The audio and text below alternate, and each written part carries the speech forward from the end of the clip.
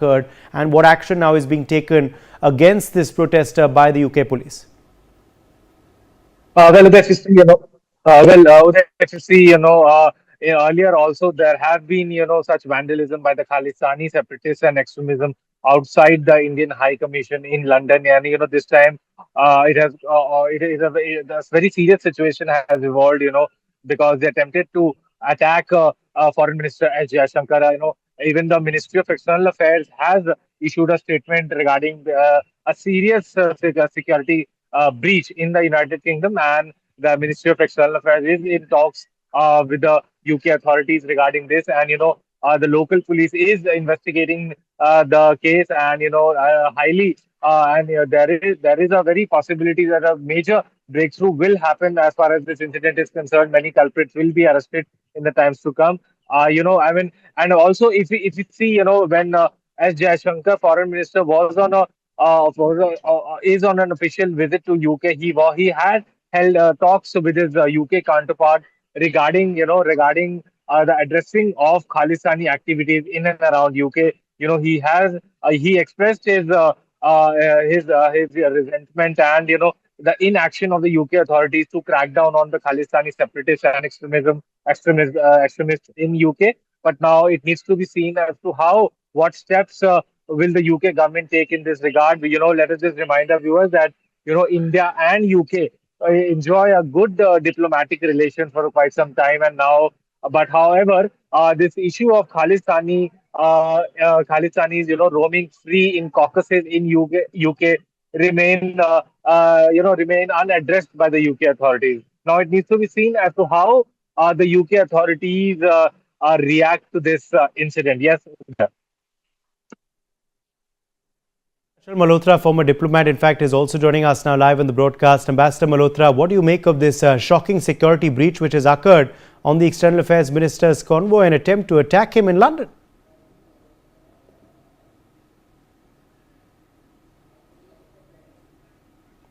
Ambassador Malhotra, can you hear me, sir? Ambassador Achal Malhotra? Yes, I can hear you. Yes, now we can, sir. Okay.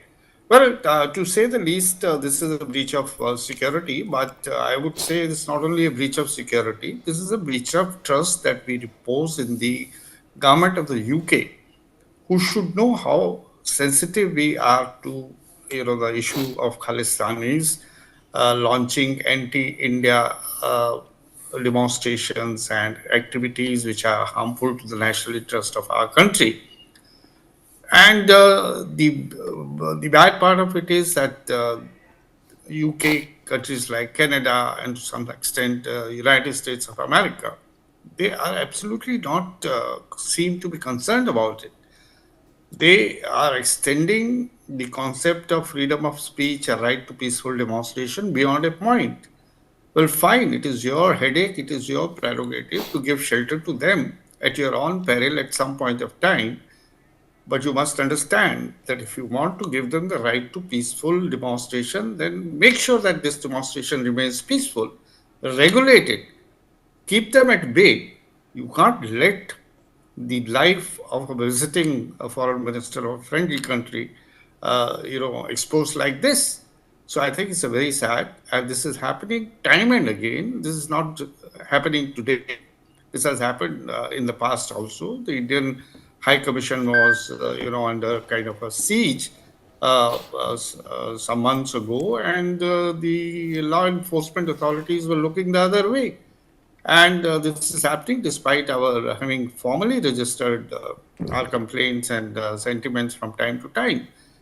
The larger issue is their whole approach, to this issue of letting the secessionists and all these kind of movements flourish on their soil, and all that in the name of right to freedom of speech, right to demonstration, right to under the garb of democracy, and so on and so forth, without realizing how much of a headache this is going to become for them sooner rather than later.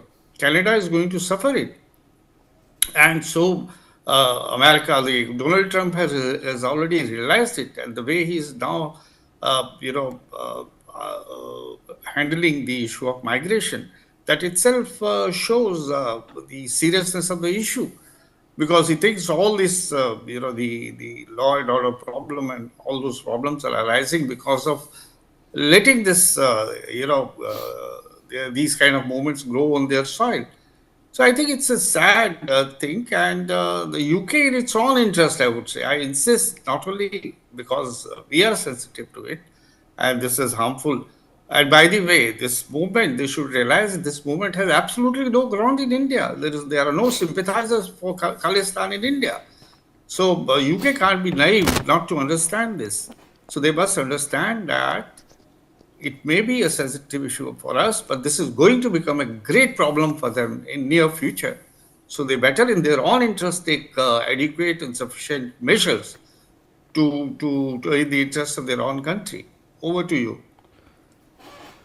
All right. Professor Madhav Nalapat, editorial director of the Sunday Guardian, also joins us now live. Professor Nalapat, what's your first reaction to what has transpired? Absolutely shocking visuals coming in from London.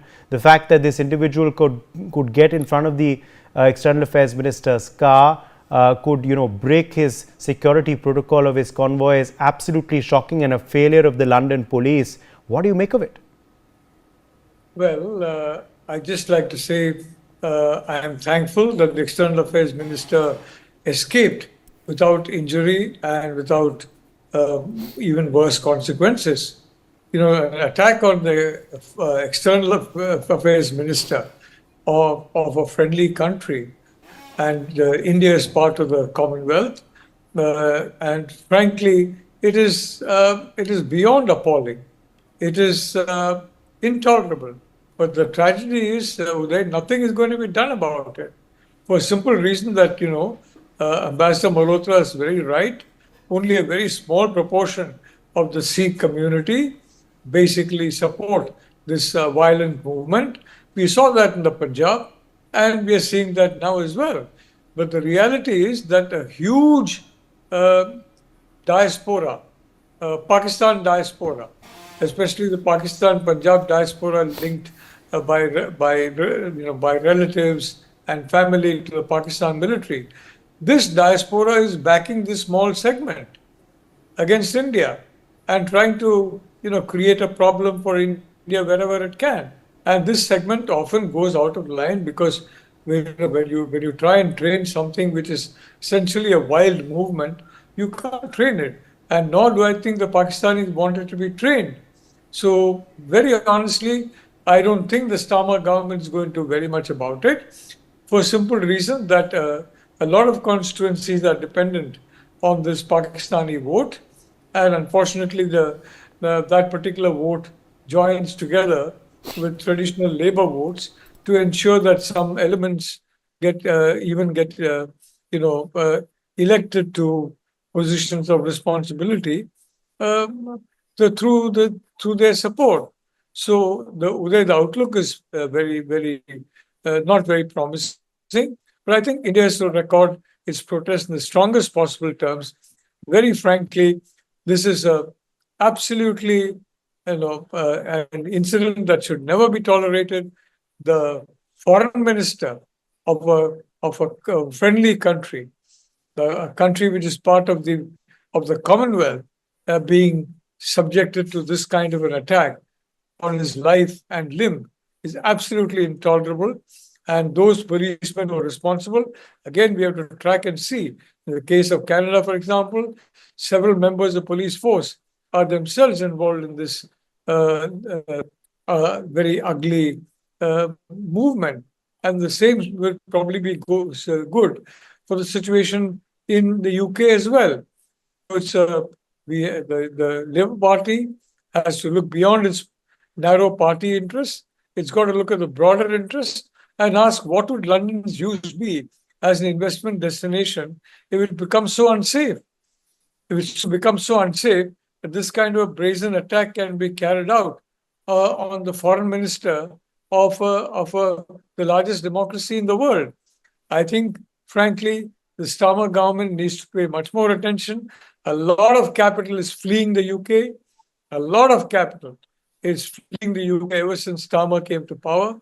And there's going to be an economic crisis in the UK, and that's going to have very deadly political consequences for it. So this kind of a situation does not help investment at all, does not help tourism at all, and does not help friendly relations at all, Uday. With the UK by India.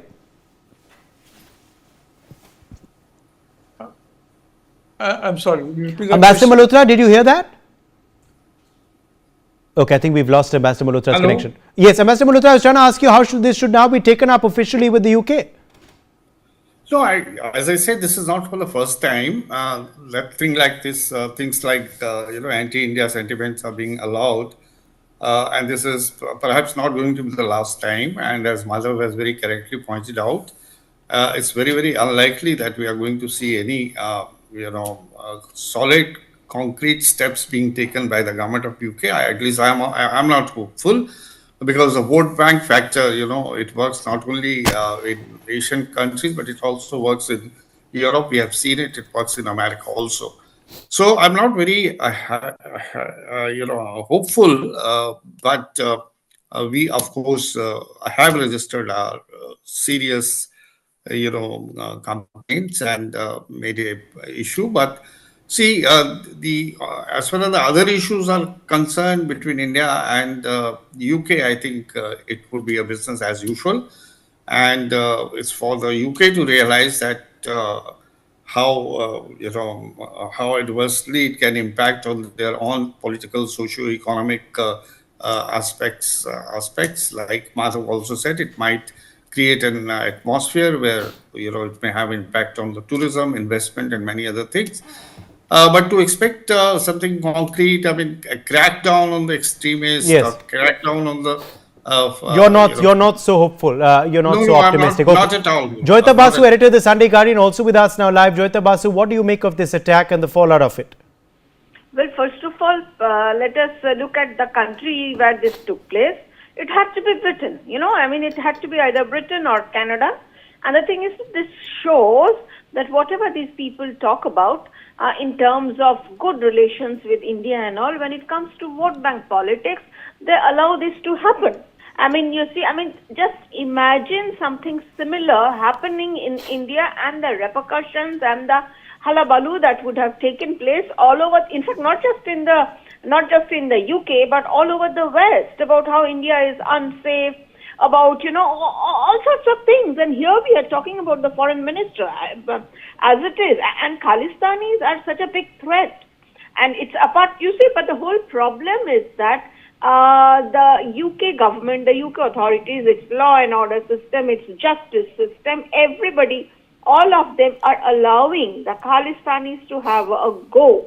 And they're just running untrammeled all over the UK. Think of what action was taken against these people after that attack on the Indian High Commission in London, I think of August 15th, 2-3 years back, 2018 or 19, when it took place.